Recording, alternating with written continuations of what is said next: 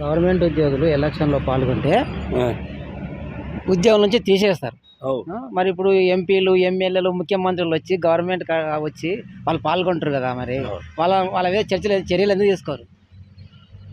నాకు కూడా అది విచిత్రం అనిపిస్తుంది. అసలు చదువుకొని కష్టపడి రాత్రింబావులు చదివి ఉద్యోగం సంపాదించిన వ్యక్తి 30-35 ఏళ్ళు సర్వీస్ ఇస్తాడు సమాజానికి. ప్రజలతో ఎన్నుకోబడదు ఉద్యోగస్తులను, పరోక్షంగా ఎన్నుకుంటారు. ప్రభుత్వం ఎన్నుకుంటుంది ఉద్యోగస్తులను. అది ఏ పార్టీ అధికారంలో ఉన్నా వాళ్ళు రాజకీయాలకు అతీతంగా ప్రభుత్వ అధికారులు అనేది, ఈ ప్రభుత్వం ఉన్నా లేకున్నా ఈ అధికారులు ఎప్పుడు ఉంటారు.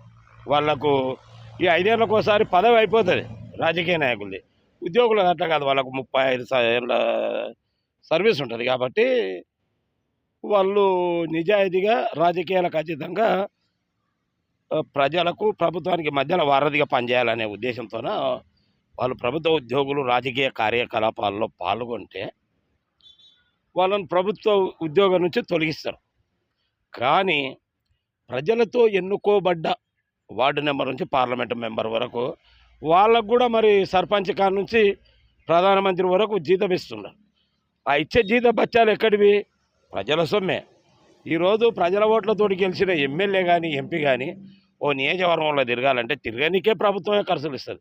పిఏను పెడుతుంది, గన్మెన్లను పెడుతుంది, ఈయనకు ఒక కారు ఇస్తుంది, అందులో డీజిల్ వస్తుంది, జీతభత్యాలు ఇస్తుంది. అన్నీ ప్రజల సొమ్మే.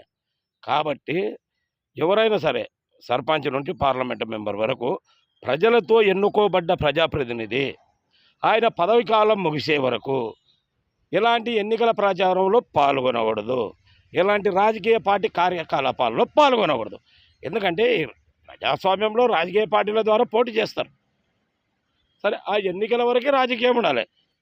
ఎన్నుకున్న తర్వాత ఓటు వేసిన వ్యక్తికైనా ఓటు వేయని వ్యక్తికైనా ప్రజాప్రతినిధి, అందరికీ ప్రజాప్రతినిధి. కాబట్టి ప్రజల తరపున ఉండి సేవ చేయాలి తప్ప ప్రజాపాలనను గాలికి వదిలేసి ఈ రాజకీయ పార్టీల కార్యకలాపాలు జరిపితే వాళ్ళని పదవుల నుంచి తొలగించేలా ఒక చట్టం తీసుకొస్తే బాగుంటుందని నేను ప్రభుత్వాన్ని కోరుతా ఉన్నా.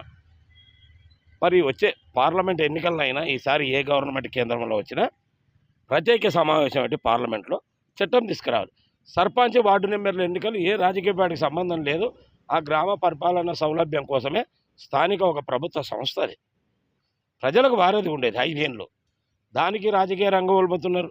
మా పార్టీ సర్పంచ్, మా పార్టీ వార్డు నెంబర్ అని పార్టీ గుర్తుండనే ఉండదు. మొన్నటికి మొన్న నిన్ననే మహబూబ్నగర్ పార్లమెంటు కాంగ్రెస్ పార్టీ అభ్యర్థి పార్లమెంటు అభ్యర్థిగా నామినేషన్ వేయడానికి వస్తే ముఖ్యమంత్రి వచ్చిండు సాక్షాత్తుడికి. మరి ముఖ్యమంత్రి వస్తే ఎంత ఖర్చు అవుతుంది? పార్టీ ఖర్చు పెడుతుర్రా, ప్రజల సొమ్ము ఖర్చు పెడుతున్నా?